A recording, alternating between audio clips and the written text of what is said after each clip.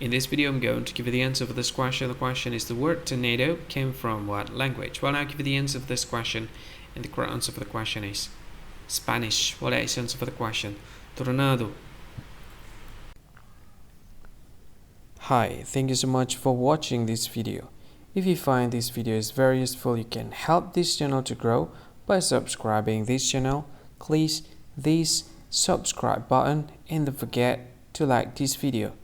And if you find this video is not really good, or you don't really like this video, or you kind of feel that it's a little bit offensive or something like that, you can click this one, dislike button. You can do that anyway.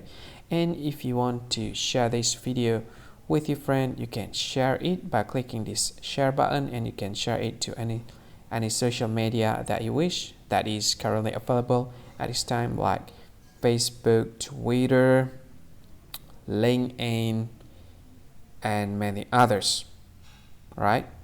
And if you want to add this video to your playlist, you can click this one. You can watch this video later, and you can find more options by clicking these three dots. And yeah, don't forget to subscribe. I think that's all of it. Thank you so much for watching this video, and see you again in another video.